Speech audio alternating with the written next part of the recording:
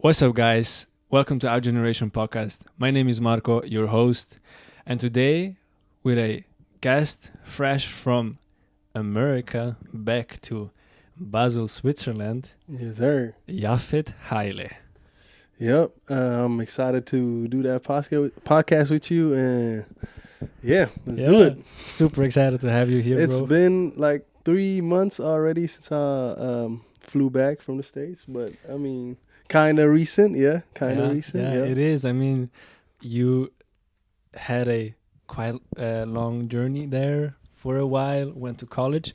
Yep. But yep.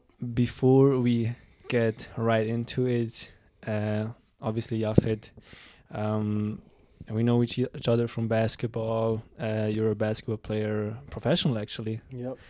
But first, I just want to acknowledge the room that we are in. Why did you choose the room? Why did you choose the room? So this apartment, I wasn't really able to choose the apartment. It's like an apartment with the basketball club. They give apartments to the players that play for the club. Okay. So and there's pretty much 3 rooms that I was able to choose, and this is the best one. If I'm honest with you, nice. there's 2 other ones that are cool, Yeah. but I think I got the. This is the one. Yeah, I got the one. Got the one. Yep. Nice. Yeah, I usually ask my guests about the places that we go. Maybe Mhm. I've seen the videos of mine where we are on a hill or in the nature. Yeah. And it kind of resonates with the people, and it's basically your bedroom, so Yeah, it's quite your comfort zone. So thank you for having me here and Our sure. Generation podcast as well. Thanks for coming. And as mentioned, you were a basketball player. How did you get into basketball? What were the first moments with the basketball? So I started playing basketball actually pretty late. I started playing basketball when I was 14, Oh, okay. and kind of happened randomly. Like one day I was just in the recess. What's it called? Like the big break in school at 10. Yeah. So and there was a basketball in the classroom. In like a box with like a soccer ball, basketball. Nobody touched the basketball, and I was like, you know what? Let me grab the ball and let's just shoot a little bit. So I started shooting, and then like a bunch of classmates came and joined me, and we started shooting a little bit during the break, and that came like a thing. Then we did it a little more often, Sick. and then one day I was like, you know what? Let me join a club, like a club in Zurich. So I did that, and that's pretty much how the stone got rolling. Like, Wow. Interesting. Yeah. yeah. Obviously, Switzerland, Zurich aren't really popular for basketball, let's say, but more Yeah. for football, soccer, or ice hockey. Yeah, 100%. But basketball in our time, let's say, was kind of unpopular. So very Yeah. interesting that you chose this sport. But 14, do you really say it's quite late for starting hooping? I think, I mean, you're still able to achieve a lot of stuff if you start that late, but it's definitely late compared to my peers when I was in the club. Like I was probably in the basketball club. Let me be precise. Mhm. I was probably the one with that started the latest. Like everybody else was playing basketball since they're like 5, 6, 7. Wow, okay. Like they play mini hoops, like on the mini hoops, and crazy. for me that wasn't a thing at all. So, but yeah, I mean, still worked out kind of. You're here. Yeah, I'm here. You're a pro baller now. Yes, sir, I am. Yeah, we'll get to that. I mean, I also started playing basketball at 14, and I thought, yeah, that's totally okay. But I understand why, because when you start from an early age with a sport, you kind of get the fundamentals earlier, and you are more into it from the get-go, let's say. Mm-hmm. Instead of you at 14 weren't really that far with your fundamentals in your team and everything, and you had to work. Yeah, for sure. So what was the driving like why I kept the playing what was the drive for you to improve in basketball, to get better? I think it was just like, it sounds cliche, but it's just the love of the game. Like you just start loving it so much. You just want to keep improving, keep adding basketball moves to your arsenal, and then like with time, you don't really think of it as a grind, as a hustle, especially at the beginning, because it's so much new stuff you got to learn, so much new combinations, things you can add to your bag. So I feel like the drive was just love, like the enjoyment to be able to play basketball. Wow. So yeah, I think that. And then later on, it becomes more of a grind, because then there's not a lot of new stuff you gonna face. Yeah. A lot of stuff is routine. A lot of stuff is just reps, repetitions. You just gotta keep shooting, dribble, and that's when the discipline gotta kick in, the drive. Then you do it for like specific reasons. Like for me, I just want. It's still love, but it's more of a disciplined love. You don't just enjoy it. You do it for the bigger goal of reaching certain places. I see. So sharpening the iron to be ready and steady for the next fight. Yeah, exactly. Yeah. Now, basketball in Switzerland isn't that popular back in the time, but now today it's improved so much. Like, I mean, I see U16 players dunking, playing at such a high level now, doing dribbling combinations that maybe the U20 were doing back in the days, now so much improved. How was your time playing basketball? Because I mean, we know each other from playing basketball and everything, but you played at Goethe, who is quite an academy, had great talents and always has won national championships with younger generations. How did you get to your position where you were one of the key players? You were getting into a role where you were accountable for your, job at the beginning. It wasn't really like that. I wasn't really I didn't find myself just in those places. It was more of I just had to grow in certain roles, and it was also hard for me to get put in certain positions that I didn't really see myself in the future.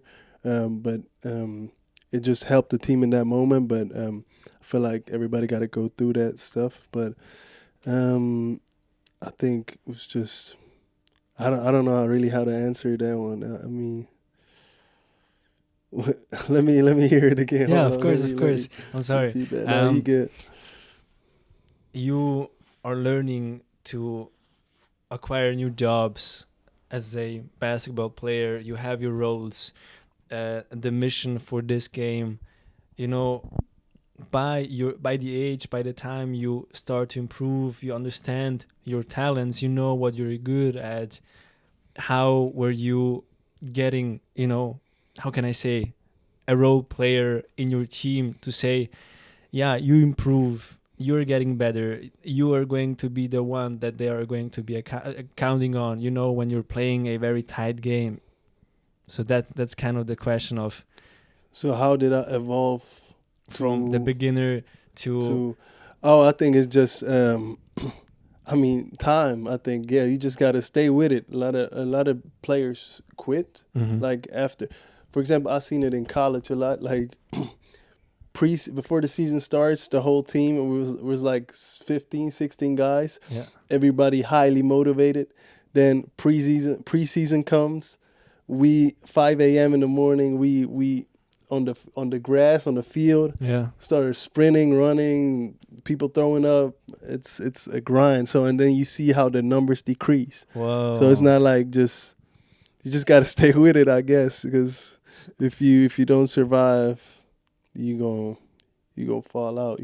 Wow. So the ones who want it the most are the ones who are going to stay afloat. Yeah, pretty much. Sorry for complicating my That's questions. All good. It's all good. But you mentioned America. You moving to play basketball on a very high level college basketball in the USA. Your time of switching over, how was this transition? Was it a jump in the cold water, or? At first, it was very exciting. At first, the first 3 months was very exciting. Everything new, like everything you start, it's always exciting. You see new stuff. You, especially in a different country. The first 3 months, I just had fun. I just seen stuff and was like, "Yo, that's like the movies. That's like the movies." Just the whole Oh, time. sick. But then, after a certain time, and you get accustomed, you get used to your surroundings and the way people talk, and it's in a different language and stuff. Then, it starts like you start seeing everything without the filter on, without the rosy filter on. The Hollywood one. Yeah, then Okay. you're like, damn, bro. Then you're like, damn. Like first 3 months, 6 a.m. Okay, come on, I'm here. Yeah. Like after a year, you're like, fuck, I gotta wake up at 6 a.m. and That's the go reality. sprint and Oh. but I'd say I definitely felt homesick. I definitely felt it was a struggle. Like it wasn't just like easy 4 years where that I spent there. It was definitely times where I just wanted to move back. Like I wanted. There's times I wanted to quit, and there's times, but you see the light at the end. So you don't just quit. You don't just stop. You just keep going, and I think that's with a lot of stuff in life. So yeah, I mean, it was an amazing experience. I would definitely do it again. Okay. But it's not all nice and As you may imagine from the movies and everything. yeah, Clearly. yeah. Especially on social media, what I post or what everybody else posts, it's just you see the highlights. You see, damn, cool, he's living his life in the U.S. You see cool pictures and stuff. You don't see all the other stuff that I was like maybe I suffered or I was fighting other problems I had. That stuff is not making it to the highlight reels on Yeah, Instagram and obviously. stuff, So it's just the best parts that people usually show the world. Yeah, I mean, with social media in general, you only post your highlights of Yeah. your life, never Yeah. the struggles. And when you post the struggles, everybody shies away or is kind of trying to be over kind to you and try to help you in some sort of way, which is kind of nice, but not really necessary because you're going through that fight alone and have your support system already. But where were you in the USA? Where are you staying? I was in Missouri, Uh-huh. Warrensburg to be exact. Oh. Shout out to Warrensburg. Shout out. Man, it was a small town in Missouri. It was like the whole town was a college town. Oh. So like if the college is in break, like if every student is gone, the college pretty much dead. Nobody's in there. Empty. It's empty. Wow. So yeah, it was about like 30,000, 20,000 people living there. Crazy. So like you got to think, I was born and raised in Zurich. Yeah. Zurich, like one of the biggest cities in Switzerland. Yeah. Like how many people live there? 800,000. Yeah, in the city alone, 800,000. Okay, yeah. So from going to one of the biggest cities in my country, in Switzerland, to going to 20,000 Almost big town. Small town, basically. Man, it was different. And it's like country. You see people walking around with cowboy hats and boots, but like dead ass though. Like not as a joke or a costume. It's like that's my style. They are them, like They're like, ooh, that's look their at my clothes. hat. That shit look fire. I got Oh. the nicest hat. Like Crazy. yeah, it's different. But I gotta say it also influenced me during spending my time there, and I opened up to that culture. Like it was cool to see all different people, stuff that they celebrated, stuff that they liked, and yeah, For definitely. example? For example, one thing. For example, in the beginning, before I moved to Missouri, I did not think country music is a real genre. I thought it was a joke, like not. I mean, it was more like a comedic genre, like a funny, Hmm. like you know. I mean, uh, in our defense, from Switzerland now, we don't have this kind of country songs. And when we hear country songs, then it's maybe in kind of memes or Exactly. YouTube videos where they are in cowboy outfits, but never. I never heard somebody listen to country when we were going on a trip or something. Maybe That's what, country road, but that's it. that's what I'm saying. So like it wasn't really real for me. But as soon as I entered this bubble, this area, Yeah. they they really listen to it, like that's their favorite genre. They show me a lot of songs, and I Interesting. have to say, like I like some of them songs. I listen to them on my free time. Nice. Like Okay. I fuck with it. Like it's not bad. Like there's songs that I really enjoy listening to. Um, so I definitely opened up in that perspective. Like I Nice. seen that. So nice. And yeah, just the people also in the Midwest and Missouri, like they're more open. They're more willing to talk to you if they see you. They just talkative. They Yeah. and nice, like very very friendly. I get it. I mean, every time I hear somebody talk about America, it's always, man, they're so talkative. They're so approachable and so alive and sociable. So, yeah, I mean, you're kind of the proof of it. So, Yeah, yeah. I yeah, mean, it's interesting to definitely hear. like that. Also, with the music, I mean, it's not in our surrounding. It's not in our surrounding. So, yeah, clearly you opened a new vault for your music. So, Yeah. definitely something, yeah, I What need I to also tap into. noticed, like the trends in Switzerland Hmm. start later than like in the US. It starts first. Like for example, um, a rap or certain music comes up, and then you hear it like way later in Oh, Switzerland. You hear, for oh, real? did you hear about him? And I'm like, damn, that was like a while ago, back when I was like, yeah, it's there's a delay, but it makes sense because the English music usually starts in the US, so Yeah.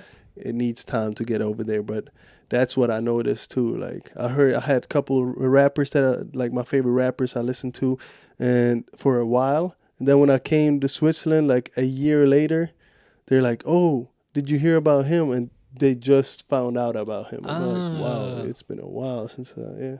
damn. Okay, interesting. Yeah, I mean, obviously it's all regional, and then it's starting to get Like popular, and then yeah, starts moving international. for sure. Yeah, I mean it makes sense, Interesting. but it was still cool to see after I traveled, like how the the delay to see it in real Mm-hmm. time. Yeah. Interesting. And speaking of moving for college, what were the struggles that you were facing? I mean, clearly, as you mentioned, you were homesick, but also what were kind of the culture shocks for you when you moved to the USA? Some culture shocks. I definitely say I mentioned that before, but there like a lot of stuff is just very like for people that were born and raised watching American TV shows, Mm-hmm. everything is so like you recognize the stuff in real life, and then Mm-hmm. you're like just seeing a yellow school bus drive next to you. You're like, Oh, what the? That's sick. crazy, but That's reality. yeah, that's what I'm saying. But the Americans were like, "Why you? What you mean? Like that's a regular school bus." But for me, Ah, all them little stuffs, like it's just a culture shock for me. Or I gotta say, food was mhm, also pretty was very different because the way the price go like if you want to eat healthy mhm. there this is so expensive, like everything is Really? so expensive if you want to eat healthy, but if you want to eat like trash food and stuff, it's so easy to get like to What? find stuff, yeah, like they pretty much throw it at you, like they want you to eat that stuff Crazy. kind I of. mean, I see YouTube videos where there are like 50 flavors or something, and I Yeah. think, is this healthy, guys? Like, how is this No, legal? don't do it. No, that's it's not good. It's not good for you. And I feel it with my body every time I come here. Usually I come here for like summer break, Mm-hmm. and it's like 3 months. I Uh-huh. get 3 months summer break in Switzerland. So when I'm in the USA, Yeah. and after a year and come back to Switzerland, I automatically like lose 6 kilos, 7 kilos for the Wow, 3 months. Just I crazy. don't even look at what I'm eating in Switzerland. I just eat whatever I want, Mm-hmm. but I still lose weight because of how natural and clean the food is here compared to the US. Wow. Yeah, it's different, bro. It's wild. I mean, as I know, Switzerland is quite a country with a lot of regulations when it's Yeah. about food, Mm-hmm. and also when they're importing everything, they have to have a certain standard. So Yeah. obviously you lost the weight. So Yeah, for yeah, sure. Nah, like interesting. Wow. it's different. Like I also read a random fact, like the McDonald's fries. Yeah. So in the US there's 27 ingredients in one McDonald's fry. Like What? all those chemical stuff. Like in one fry there's like 27 ingredients for a fry, bro. And then if you look in Switzerland, I think there's like 4 ingredients. Bro, it's just potatoes. That's what I'm saying. Fried potato, 27 ingredients. Why? This It's is not. not healthy, man. Yeah, that's crazy. They put all those things. Because also, when you put a fry Mm-hmm. out and leave it for like a week or something, it looks the same. No It's not way. molding. It's not doing nothing. Because all the Bro. chemicals inside, Scary. like, it's wild, bro. I ain't gonna What lie. do It's you a whole mean? rabbit hole Like, you can go into. Like, it's crazy. yeah, we're here about you, not Yeah. McDonald's and their ingredients. Yeah, let me stop. But crazy. But also now with you moving, what were the struggles that you were facing, maybe daily or on the basis when you were always going back to the US? More like personal struggles or Yeah. like in general. I'd say, for example, I had a lot of like hard times calling my people because Mhm. the time difference. Like it's hard to reach out to my people because as soon as I'm done with my day, it's like they 7 hours ahead. So I usually get done with practice at like 4 or 5, and then it's late there, and sometimes it doesn't really match up our schedules. I'd say that's one of the struggles. Other than that, adapting to American basketball was also a little hard for me at the beginning. What were the differences there? I think it's more like one-on-one focused Mhm. and more individual. Very like you can't be too nice Okay. out there. Like if you're too nice, this like people take advantage of you on the court. Like Oh, if you don't take your shots that you're supposed to take, nobody gonna tell you, hey, shoot that. It's gonna be like, Oh. okay, give me the pass, I'll shoot it. damn. Like you have to take what's supposed to be yours. Like you have it's Oh, yeah, so it's you like a really dog have fight. to Yeah. fight to Yeah, get yeah, your yeah. position. You have to have a very strong, confident picture of yourself. You can't be too. Whenever this guy says something about your game, you can't wage too much. You can't what's it called? You got to be strong. You got to be strong in your opinion of yourself. Not hesitant at all. Just your heads first and fight. Facts. Wow. It's like Even if social it's media. your teammates and Yeah, everything. yeah. Even the teammates, they trying to get theirs too. What? They wanna get paid. Like they wanna get buckets. So like they're not looking. I mean, it's rare that they gonna look at like they gonna be like, no, no, no, you take my shot. That's Yeah. that's So. not what they usually wanna. Oh, crazy. So yeah, it's definitely you gotta. It's like social media a little bit. You have to have a strong opinion of yourself. If you give yourself out there like that, there's a lot of people have an opinion out there Mm-hmm. in the comments and all that. And if you're not convinced about yourself, Yeah. they can alter the picture of yourself in your head, and that makes you doubt yourself, get depressive, Yeah. feel less, feel your like the value of yourself. You don't believe in the value So of your yourself. whole confidence system is gone, basically. Yeah, if you let Wow. them determine what you are. So Yeah. Wow. yeah, similar.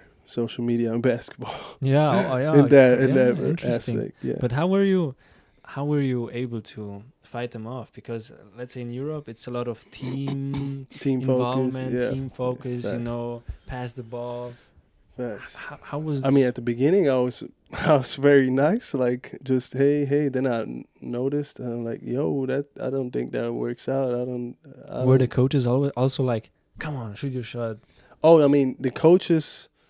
Yeah, it depends. Yeah, I mean, what you mean, like shoot your shot, like? I mean, you realized the players weren't really all too there for you or to tell you shoot your shot, be I there, mean, be no, present. like there's like for example, if it's a shot I gotta take, I can take, like everybody like tells me, hey, you gotta take that. But it's more like if you if you know you can take a shot, and there's gonna be people that be like, no, like pass me the ball, I want to take it. The They wanna deciding ones. they want to Mhm. look out for themselves before they look out for whatever you can do. Oh wow. Okay. But it is still a team. Like people still like take care of each other. But at the end of the day, there's still like that thought. I want to shoot the shot. Yeah, the like, ego. Still, you want to win, but yeah, he wants to carry basically the yeah, team. Okay. yeah, Wow. All right. for Interesting. sure. Yeah, Wow. So lots of fights, lots of accommodating, not only to the U.S. but also with the basketball and everything. like to the people too. Yeah, like Wow. just And now after 4 years, what's kind of your review? What's kind of Review? the feeling okay. from basketball to living there, like everything in all? The review of my last 4 years, I'd say amazing experience. I would definitely do it again. Like it taught me a lot of life in general, human interactions, what humans sometimes have in mind before they go talk to you, their intentions. That's what I meant. How beautiful certain areas in the world are. I think it's such traveling is the number one. Like if I have kids in the future, I will definitely tell them to travel to as many countries they can, because it will teach you so much, and it will teach you a lot about empathy, because their living circumstances are different everywhere. So it teaches you a lot to be grateful too. Yeah. Because an example, I might drift off a little bit, but a little example. We'll hear about that. A little example is I'm in class, right, just chilling, and then people start talking a little bit, and then I was able to go to college, to the U.S. on a full scholarship, so I didn't have I didn't have to pay anything.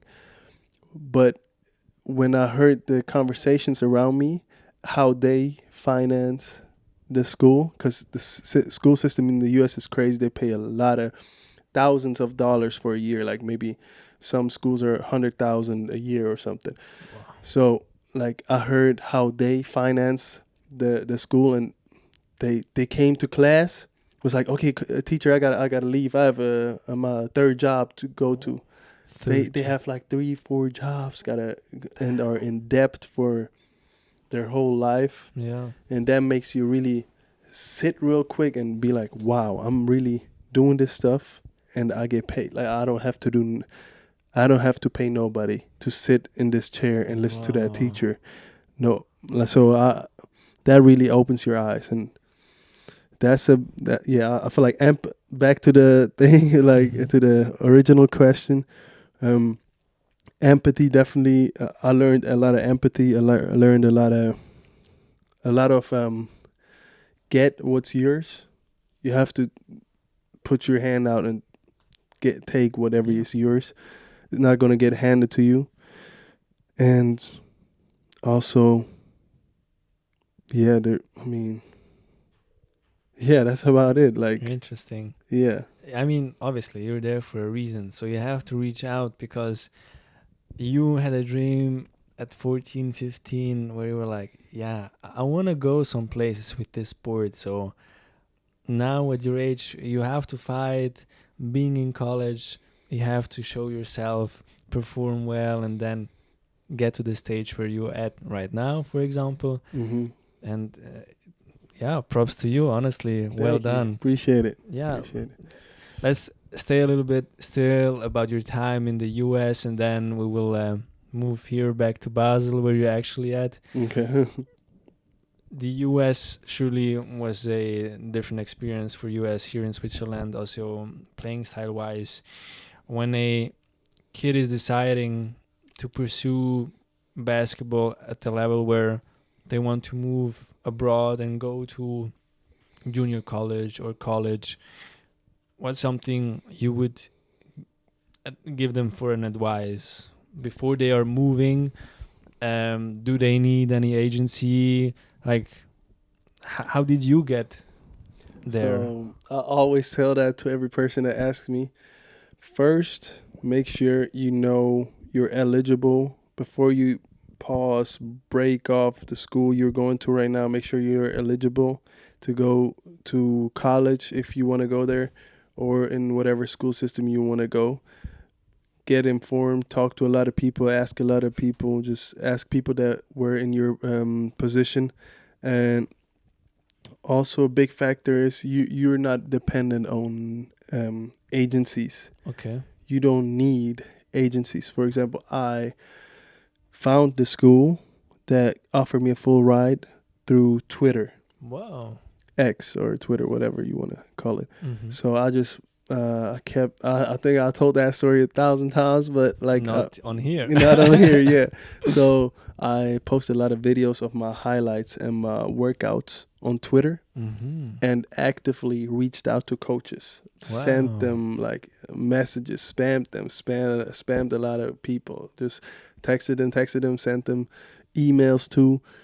And then boom, I got like a video of mine went not viral, but like gained traction. And I had Mhm. like, for me, I had a small Twitter account, like maybe 100 followers or something. So that video, that workout video, gained like 3,000 views. And for me, that was amazing. And so my DMs was full. Like a lot of coaches Nice. reached out to me. It was like, hey, we want to offer you, or we want to talk to you about this and that. So that's how I got that full ride. It was on the text. Like the first text the coach sent me was like, hey, you seen your videos, this and that. I want to talk to you about a full scholarship. I'm like, boom. That's so What? it can happen quick. So you just got to be proactive. Mhm. Don't sit and pay your agencies 10,000 francs and just wait for them to do it, because you can do it too. You can be active. I mean, don't get me wrong, agencies can help because they have connections in the network, but You can I think also do it on your own. yeah, you can. If you don't have the finances, you don't have to go in debt or anything to pay the agency. Just try it your own and see what happens. Wow, that's a very interesting approach, because social media is so worldwide connected. Facts. You truly use it the best way, actually, Yeah, by posting and contacting lucky. the coaches. But the decision making of where you want to go, how did that go? Because you had to decide, is this school even good for you, for your education, everything? Because not only did you go to play basketball, but also you went for education there as well, right? Yeah. So I actually never told that online, but at first I had also like offers from D1s and like a lot of interest from high schools, like big schools. But the NCAA, the league in charge, penalized me because I went from prep school in Florida back to Switzerland, finishing my Lehre, my apprenticeship, and then went to college. So they penalized me for that and said, Yafet Haile has to redshirt the first year. Redshirt means you have to sit out your first year. You're not able to play. And that scared a lot of the bigger schools away.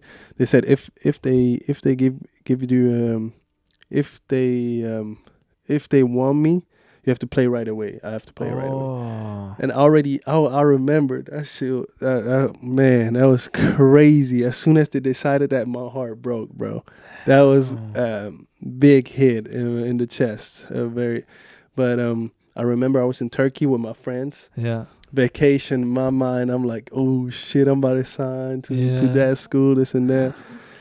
I had the paperwork like signed, send it to them. They have to sign it too. No way. And then boom, they look at you and they're like, the coach called me. I'm in Turkey. I'm like, oh shit, what's up, coach? Yeah, super happy. Yeah, super stoked. happy. I'm like, yo, what's up, coach? I'm in Turkey right now. He's like, hey, what's up? I just seen the NCAA said you have to sit out your first year. I'm like, okay, I didn't know that. And he's like, yeah, I'm gonna check real quick. I'm gonna try to do some stuff, like make sure if we can avoid that and stuff, and then reach back to you. And I was like, all right, bet. Call me again. He was like, hey, we can't really take you if you if you can't play right away. I'm sorry to let you know this and that. And then I was like, fuck. That was devastating news, bro. I was destroyed. But after some time, I realized everything happens for a reason. Definitely. I think I think it's good that this happened because my mind got stronger. Like every time if something not ideal happens, I remember that quote. Like, I'm supposed to go through this. Yes. For bigger success, for the future. Like this is written. Like I have to. You're meant for more than that. Yeah. So I was just going with the flow. Like, yeah. I mean, you were able to. It's still past it. Yeah, facts. So it's still. I was still able to get a D2, which I'm extremely grateful. Definitely, yeah. So yeah, but it was quite a big rock on the road that you had to move around, pass, yeah, for sure. and then go to the D2 college for sure. Which was amazing too. Like I had a great experience. Amazing. Yeah. Wow. Well done. You still kept a mind on going to the US, even though the NCAA said, yeah, you have to sit out a year and then go, and you kept going. Wow, really? Wow, amazing. Because I'm speechless. Crazy. I'm hearing this story for the first time, actually. Because you got to think, the schools that are taking me, they have to pay for a year for me just sitting. Wow. Like that's a school that says, okay, boom, we pay for everything, just sit. Like, yeah. So you got to find a school for that first. Who is that generous? I get it. That's hard to find. So yeah, I'm lucky. Damn. Okay. And now, moving to Basel, yet you're playing pro basketball. Was NBA ever a dream of yours, or is it still a goal that you want to achieve? It was definitely a dream of mine. I mean, what kid does not dream about the NBA? Everybody, if you start basketball, you see yourself in the big league. You want to hoop out there. But no, for me, it's not a goal no more because there's really levels to this sport, like basketball, and you have to be very gifted. One of the maybe 500 people in this world that are playing in the league. Like it's not a lot. Like, so for me, I didn't make it. I wasn't gifted enough to play in the NBA. But for me, it's still a goal to play outside the Switzerland. I don't want to stay. I don't want to just play professional in Switzerland. I want to play outside. Ideally, one of my goals, if possible, that's like another dream. Yeah. If I'm able to play in Japan. Wow. That'd be fire. Yeah, that'd be cool. That's a great league as well. Yeah, they push it a lot. They push basketball a lot. Obviously, they have a good team. Also, the national team is quite good. Yeah, so yeah, that'd be fire. But yeah, NBA definitely. I mean, if you're a big role player at a team that is maybe even playing Champions League level or Euro League, Why not? Man, that'd be amazing. That's already a huge deal. Like I feel like NBA is just so by itself. Like Yeah, that's I get just it. yeah, I mean, it's a whole brand. It's not only a league, it's a whole brand, it's a company, and I mean, your living situation, everything improves just by simply being in the league and playing. And 100%. you face so many great talents, as you said. Yeah, there is levels to it. So For sure. yeah, but keep on working for sure. Yes, sir. And who knows where it's going to take you. But now you're playing pro basketball in Switzerland. Yep. How is your time here? It's well, to specify, you're playing for Star Wings Basel. Mm-hmm. It's a NLA team, Yeah. first league of Switzerland. Mm-hmm. How is your time here? The change again from US to Switzerland, and starting finally from education and college basketball to being a pro player. I'd say there's a big change. Like, for example, like in college, like they put extreme amounts of money in basketball. Basketball is the number one, number two sport in the USA. So there's going to be differences, which show in professionalism. Like it's the college was top notch professionalism.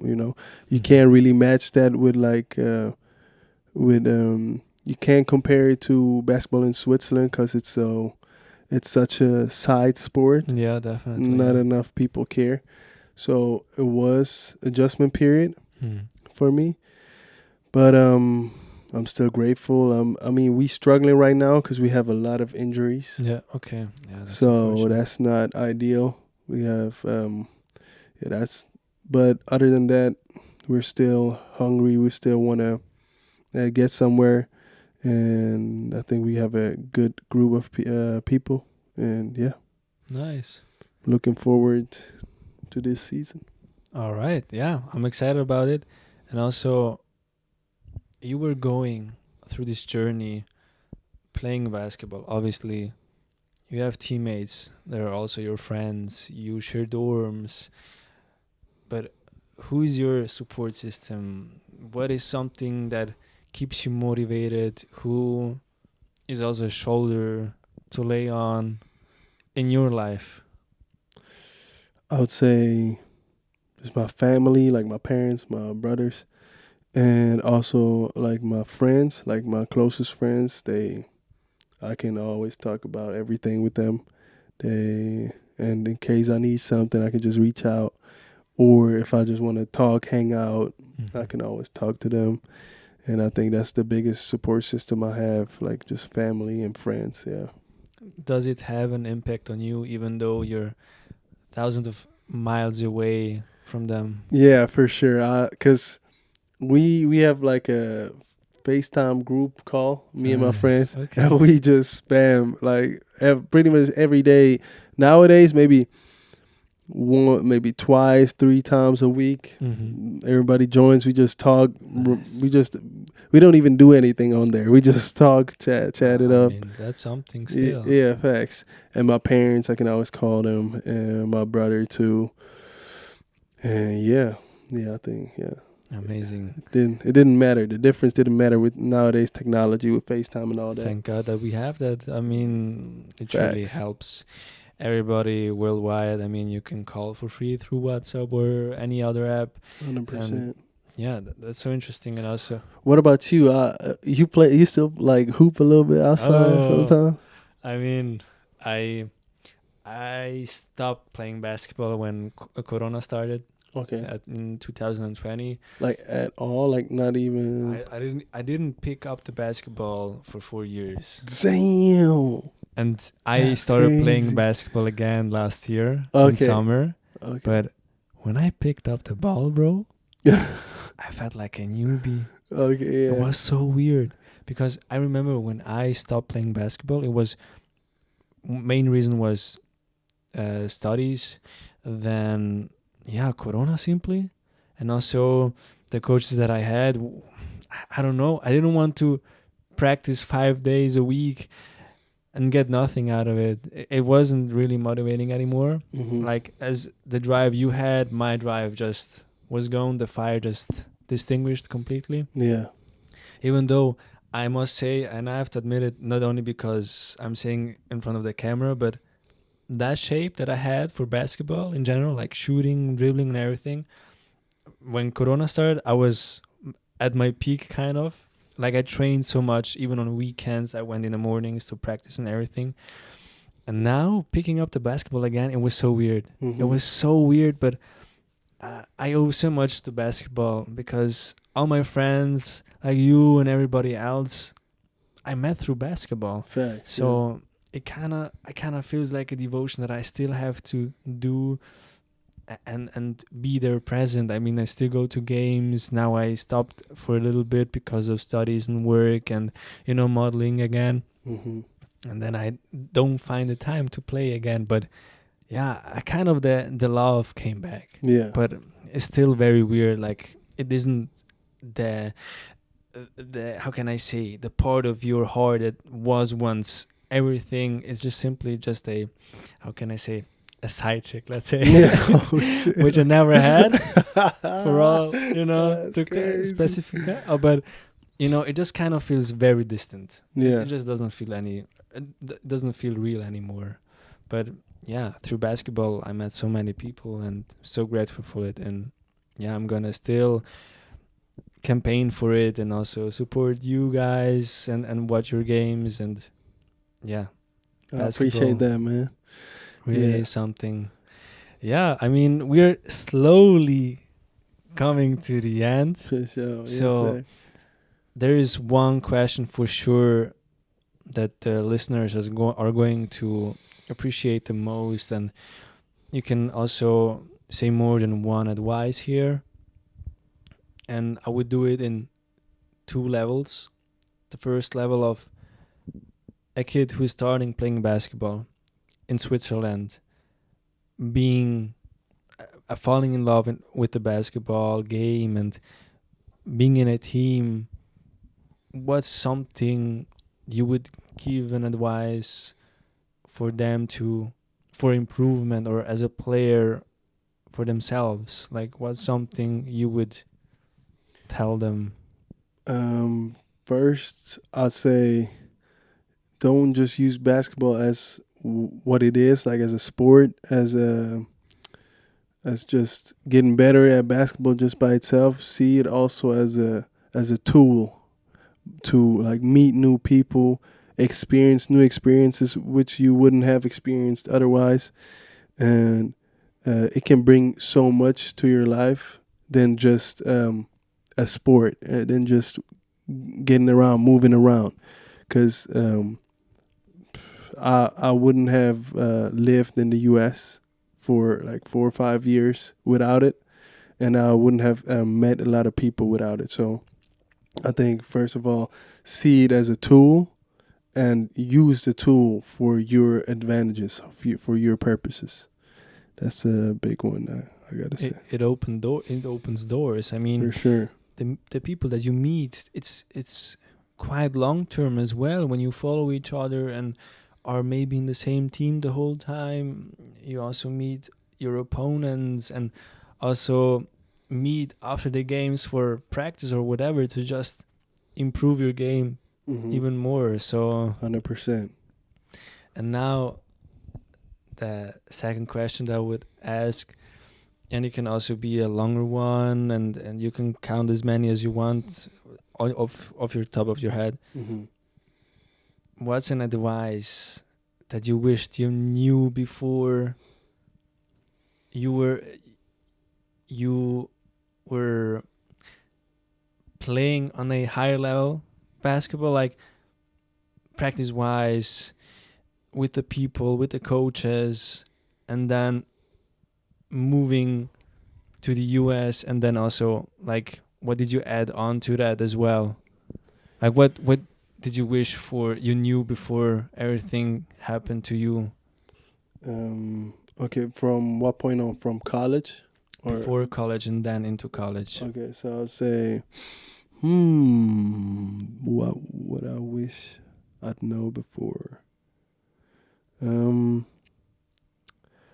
I think how hard it's gonna be. Like it's not gonna be just fun.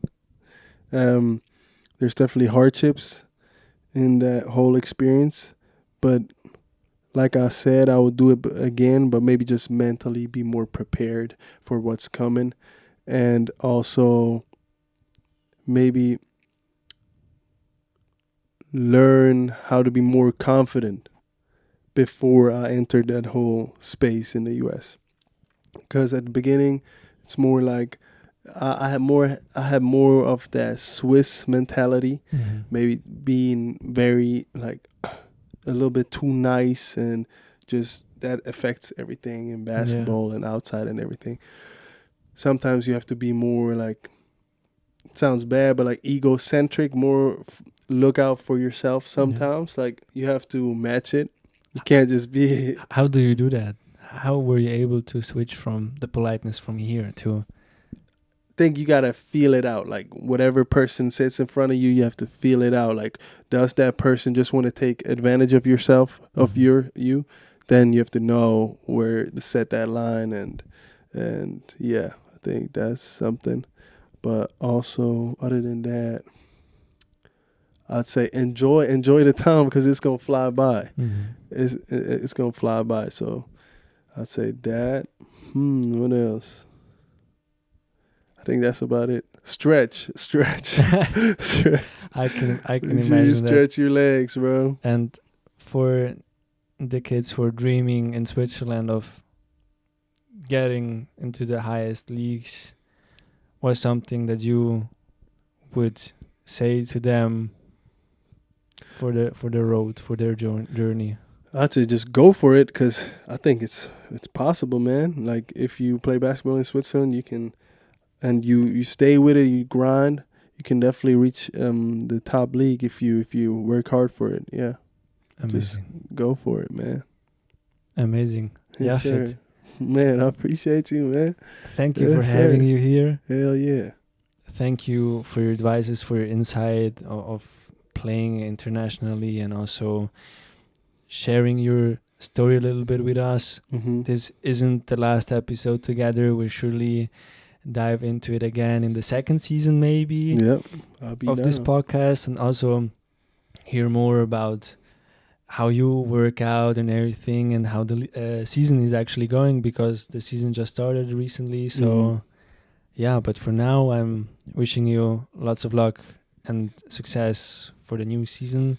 Stay healthy, keep improving, keep inspiring the people around you, and yeah, we're going to watch you with great joy. And yeah, I appreciate that, man. I also got to say, it's very inspiring how serious and how well prepared you came here, man. He came here with everything. He came here. He pulled up with a notepad, everything. he came here ready. So I definitely want to give you your flowers, bro. thank you, bro. You taking this serious, and if you keep staying at it, bro, you gonna go far, bro. Thank you very much, bro. Shit. Hell Thank yeah. you. Yes, sir, bro. Oh man. Yep. Thank you. Peace out, guys. This was the episode. Peace. See you next time. Yes, sir. Bye bye.